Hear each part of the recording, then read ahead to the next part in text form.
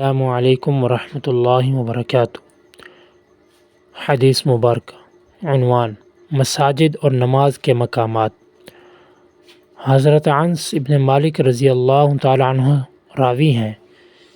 کہ سرور کائنات صلی اللہ علیہ وسلم نے فرمایا، آدمی کی نماز اپنے گھر میں ایک ہی نماز کے برابر اور محلے کی مسجد میں اس کے 25 نمازوں کے برابر، اور اس مسجد میں جہاں جمعہ ہوتا ہے یعنی جامع مسجد میں اس کی نماز 500 نمازوں کے برابر، اور مسجد اقصیٰ یعنی بیت المقدس میں اور میری مسجد نبی صلی اللہ علیہ وسلم میں اس کی نماز 50,000 نمازوں کے برابر ہے، اور مسجد حرام میں اس کی نماز 1,00,000 نمازوں کے برابر ہے۔ رواہ مشکوٰۃ شریف، حدیث نمبر 713۔ سامعین محترم، اس حدیث مبارکہ میں حضور علیہ الصلوۃ والسلام نے فرمایا کہ جو شخص اپنے گھر میں نماز پڑھتا ہے تو گویا کہ اس کی نماز ایک نماز کے برابر اس کو ثواب ملا، اور اگر اس نے محلے کی مسجد میں نماز ادا کی، تو اس کی نماز جو ہے اس کو 25 نمازوں کے برابر ثواب ملتا ہے، اور وہ مسجد جہاں جمعہ ہوتا ہے یعنی جامع مسجد، وہاں پر اس نے نماز ادا کی، وہاں گیا تو اس کی نماز 500 نمازوں کے برابر، اور مسجد اقصیٰ جو مسلمانوں کا قبلہ اول تھا یعنی بیت المقدس میں، اور میری مسجد یعنی کہ مسجد نبی صلی اللہ علیہ وسلم میں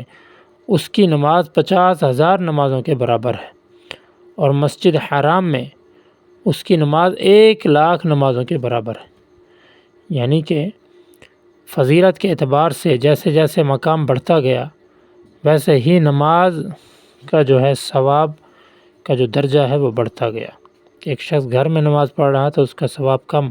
پھر وہ مسجد کی طرف گیا اس کا بڑھ گیا، پھر اس سے بڑھ کر جامع مسجد،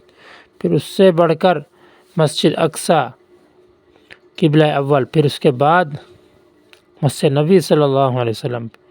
اور پھر اس کے بعد مسجد حرام۔ تو میرے محترم بھائیوں، اس حدیث سے ہمیں یہ سبق حاصل ہوتا ہے کہ اگر ہم اپنے علاقے کے اندر موجود ہیں،